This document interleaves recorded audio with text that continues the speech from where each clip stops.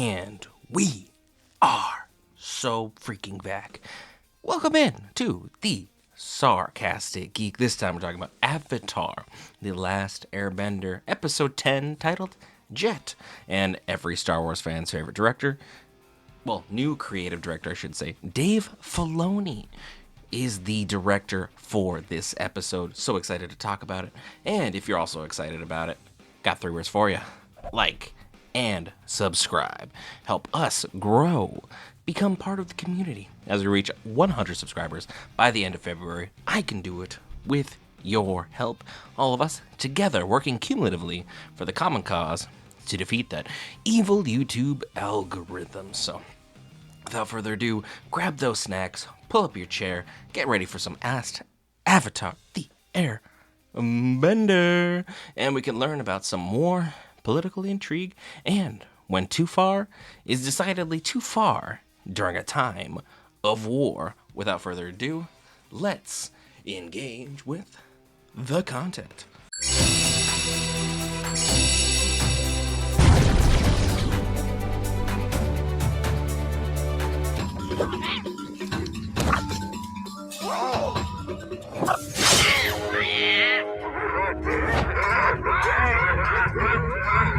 Okay, so we're starting our episode off with an absolute unfortunate mistake.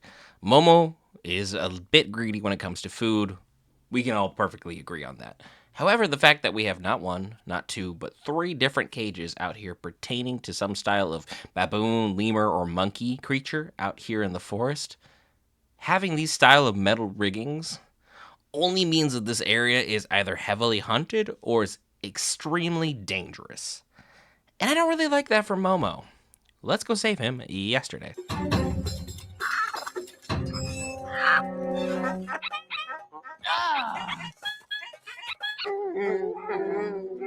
Alright, you two. Yeah, at a certain point, you kind of have to feel bad for, the gang having to get Momo out of these situations kind of constantly. But also, doing the right and charitable thing by releasing the other 2 is just probably the goodwill and the good fortune we need to have to keep moving these things forward. I can't risk bad karma. I've got 8 months to learn 3 different styles of bending and master them, and then defeat Ozai. Good karma, please. Think about it. Somehow Prince Zuko and the Fire Nation keep finding us. It's because they spot Appa. He's just too noticeable. What?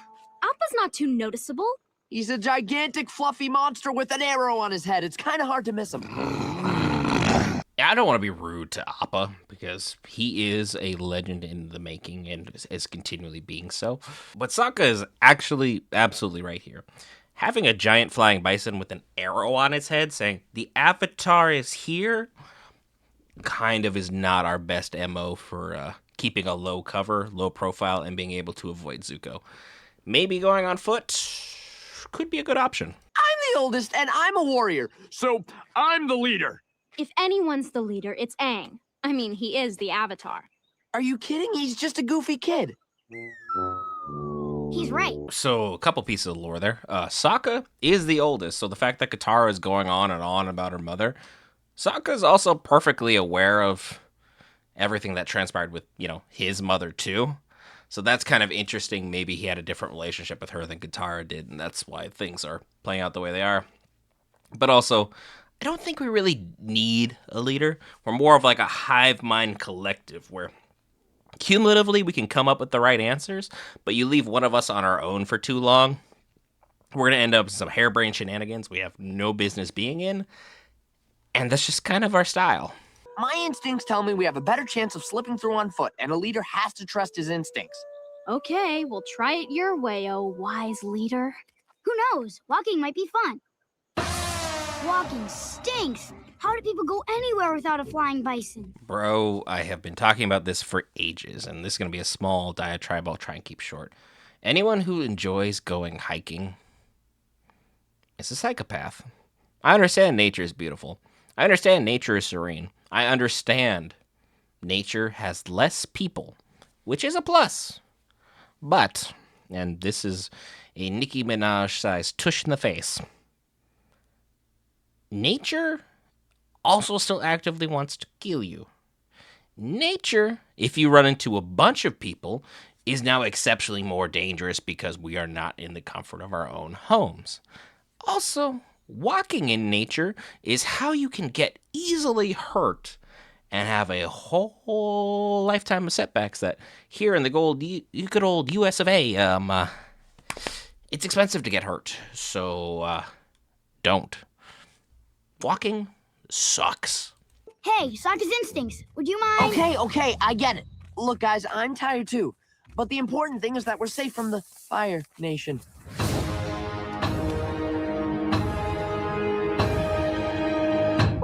Sokka's instincts are getting a 0 out of 10 from me on Yelp, and I am going to be sure to put in a strongly worded thesis on why flying is always the best option.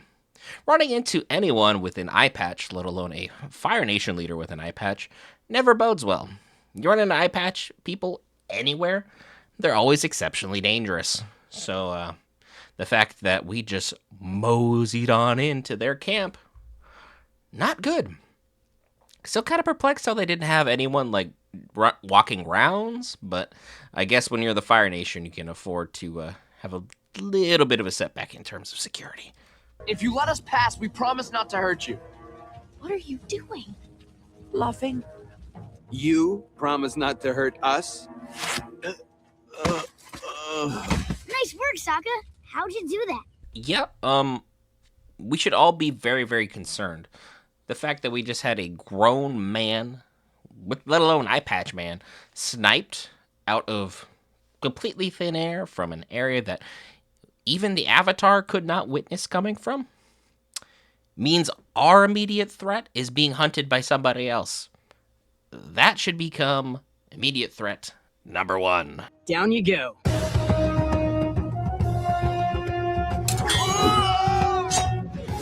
They're in the trees!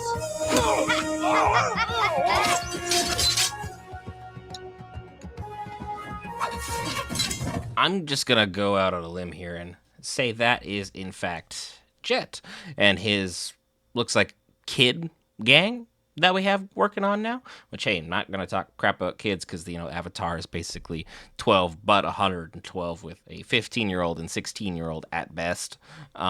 So the fact that we now have to contend with an army of kids is dangerous. Let alone one who apparently is so good with a bow and arrow he can knock 3 arrows, hang upside down from a tree at what looks like 20, 30 feet in the air, and then hit people only in their weapon to knock the weapon out of their hand and not injure them. Should be a mild concern.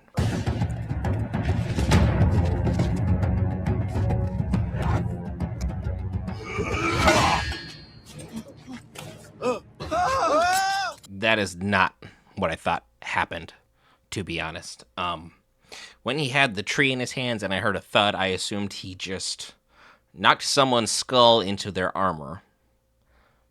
Having their swords just become, bendy is best case scenario.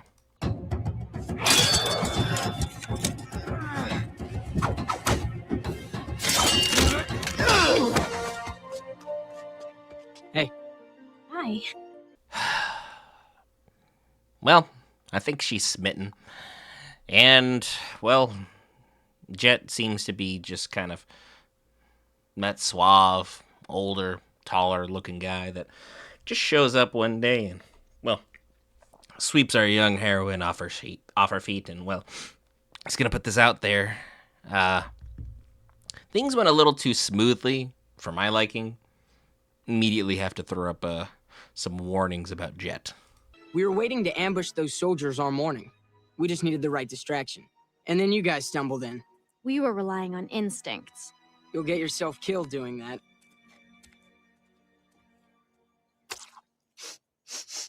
Hey, Jet, these barrels are filled with blasting jelly. That's a great score. And these boxes are filled with jelly candy. Also good. Let's not get those mixed up. I mean, yeah. This would be like that whole episode of SpongeBob where he has a pie and the pie turns out to be a bomb and, things kind of take a crazy turn for a lot of stuff there. But why are we as freedom fighters interested in explosives. Let alone teenagers. What are we doing with that? I don't want to be that old person on the porch saying, "Get off my lawn," to folks. But right now, I'm not trusting these freedom fighters who now need explosives. Why does the Fire Nation want to find you?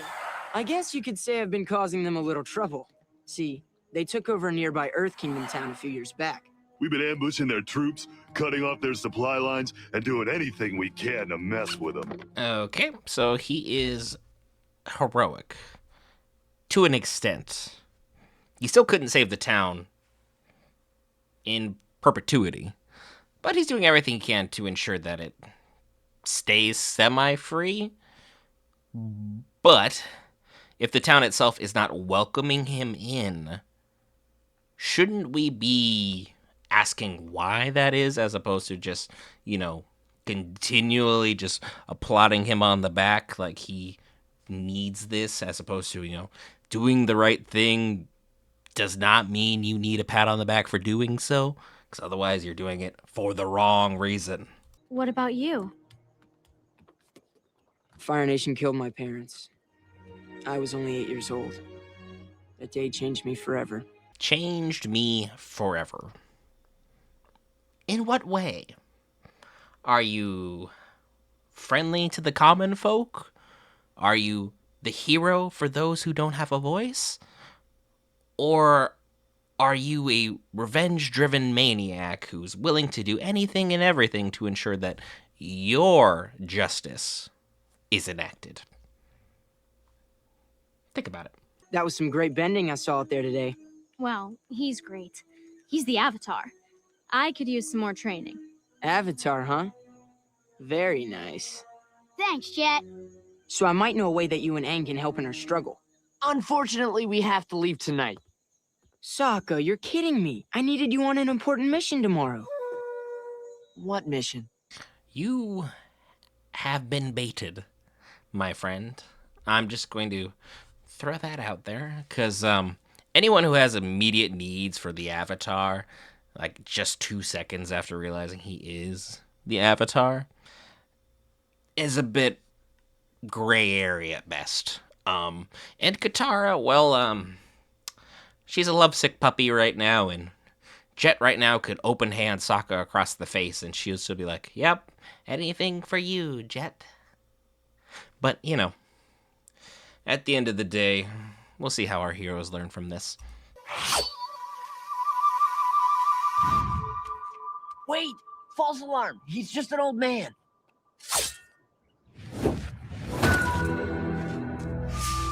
What are you doing in our woods, you leech? Please, sir. I'm just a traveler.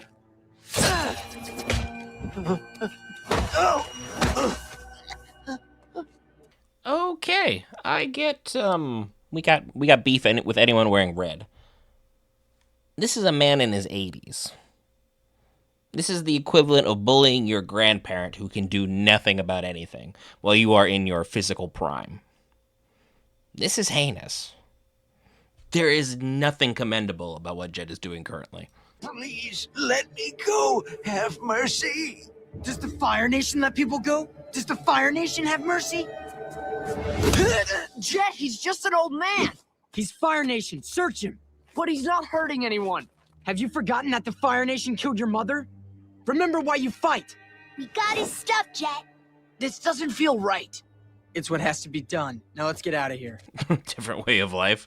Yeah, bullying the elderly is not what I would call a way of life. Bullying the elderly is something the weak, the heinous, and the pathetic do. There's nothing honorable about what has transpired here. I understand that this cause may have once been just, but they seem to have lost their way a long time ago. See, Sokka? I'm sure you just didn't notice the knife. There was no knife. I'm going back to the hut and packing my things. Tell me you guys aren't leaving yet. I really need your help. What can we do? The Fire Nation is planning on burning down our forest. If you both use water bending to fill the reservoir, we could fight the fires. But if you leave now, they'll destroy the whole valley. It seems a little too oddly convenient that these fires that the Fire Nation was fully capable of committing while sitting at a campfire, didn't really start up. They were never really shown. If they're going to burn down a forest, rather than camping inside of it and then setting it ablaze, surrounding us and the inferno, while the Fire Nation isn't exactly shown to be the most intelligent of nations, it's also not shown to be clumsily stupid.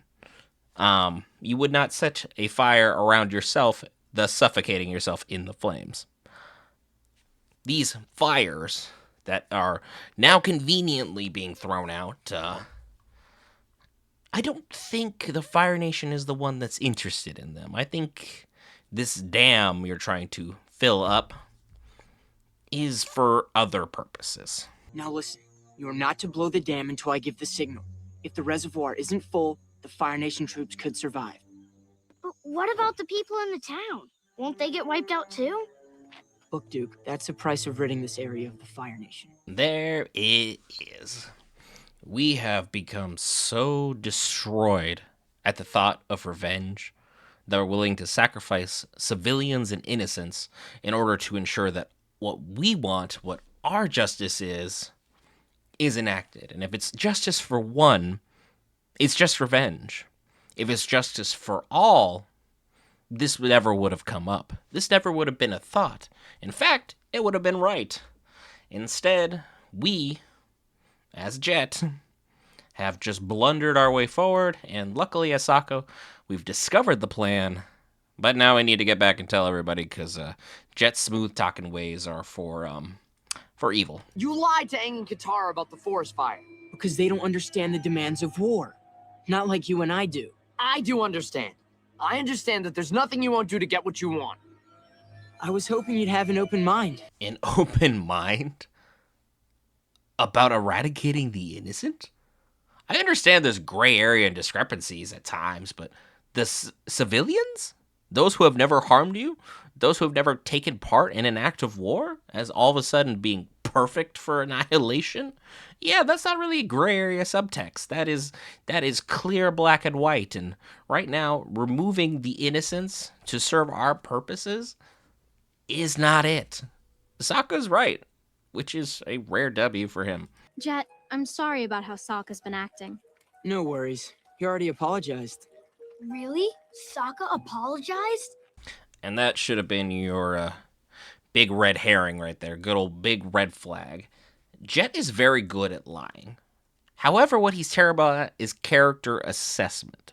If he was able to assess Sokka, he knows Sokka never really apologizes. And when he does, it's in the most roundabout way possible, so he doesn't have to admit either A, he was wrong, or B, that he's just able to kind of dilute it in such a manner that you don't even know you're necessarily being apologized to. Aang and Katara right now should be picking up giant crimson red flags, but, well, one of them's in love, and, well, Aang will kind of do anything Katara says. Yes! Good job. This river empties into the reservoir. A few more geysers and it'll be full. Look, there's another steam vent. Okay, you two keep it up. I'll go check on things at the reservoir. When we're done, we'll meet you over there. Actually, probably better if you meet me back at the hideout when you're done. Again, guys, I know this seems innocent at face value, but we should be smarter than this. I get that he's new, he's inspiring, he's suave, he's kind of the characteristics of a leader that you truly want.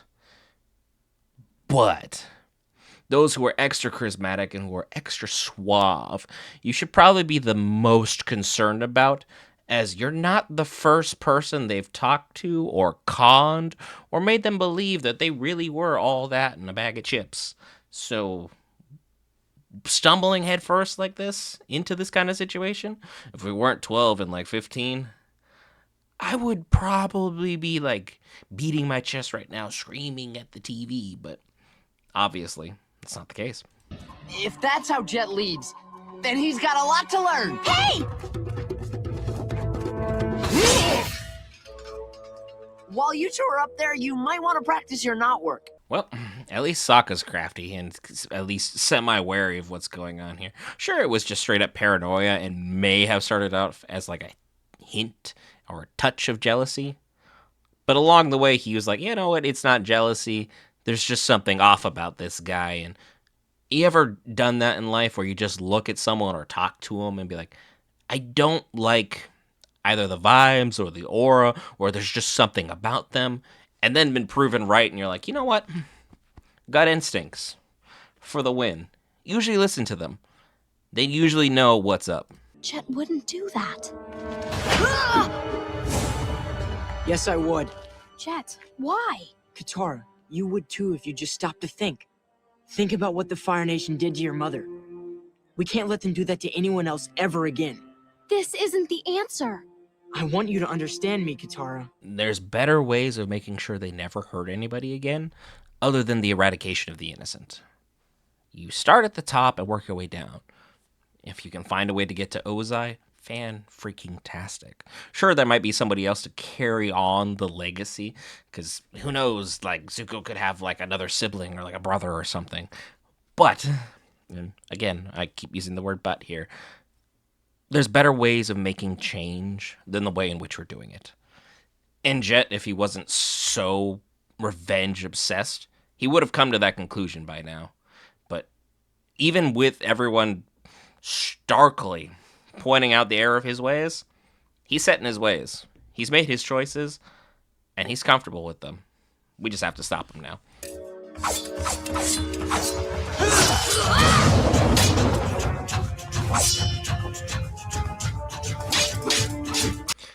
I will say, Katara probably could have been more helpful right about now. You could have stopped him like 3 or 4 times while he was running around.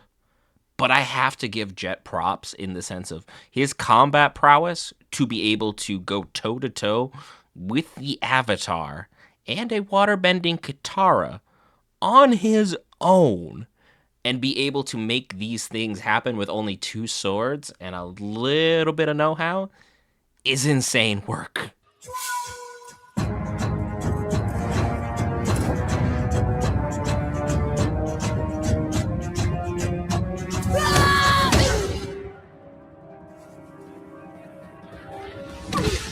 Yeah, Katara, I'm gonna tag you in right about now. We're gonna do a handicap match against this individual who is kicking the crap out of our Avatar.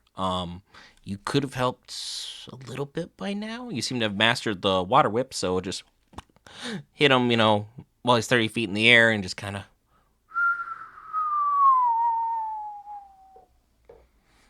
of. And ta-da! Problem solved, right?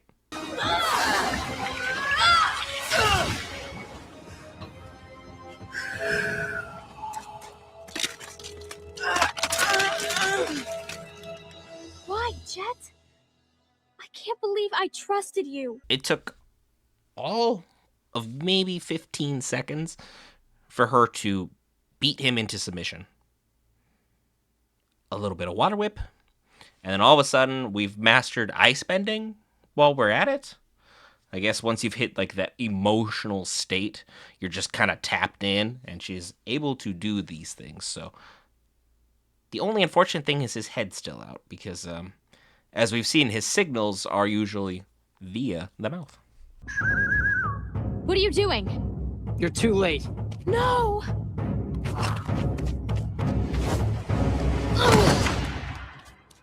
Sokka's still out there.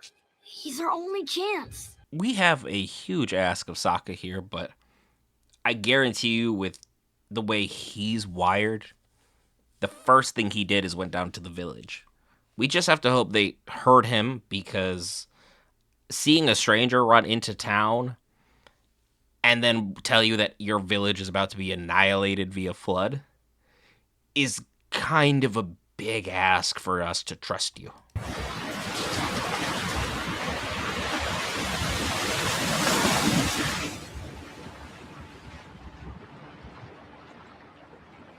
Sokka didn't make it in time. All those people. Jet, you monster! This was a victory, Katara. Remember that. The Fire Nation is gone, and this valley will be safe. It will be safe. Without you. Sokka! I warned the villagers of your plan, just in time. A victory. Big dubs in chat for Sokka. At first, they didn't believe me. The Fire Nation soldiers assumed I was a spy, but one man vouched for me. The old man you attacked. He urged them to trust me, and we got everyone out in time. The Fire Nation and the Earth Kingdom worked together simultaneously on the words of one old man. Could we make that old man the Avatar for like a day and just see what happens here? Because a little kindness can go a long way, folks. We thought you were going to the dam. How come you went to the town instead? Let me guess. Your instincts told you. Hey, sometimes they're right. Sokka? You know we're going the wrong way, right? And sometimes they're wrong. And that's what you're looking for in a leader. A little bit of grace, but hopefully a better sense of direction. But again, if you told me, leave your home and without a GPS, figure out your way to this location you've never been to before, I think I'd be lost. Horrifically lost. But that has been Avatar: The Last Airbender, episode 10, titled Jet, where we learned a lot about the atrocities of war that have been committed on both sides. While Jet started out as someone who wanted to do right and wanted to make a better world, eventually he lost that part of himself that was capable of making that happen and just thought mass annihilation is the answer to everything. Which it never is, so don't worry about that. But as always, if you enjoyed any of the breakdown or any of the content, and you made it this far, by all means, like and subscribe. And I will see you in the next episode. I've been the Sarcastic Geek.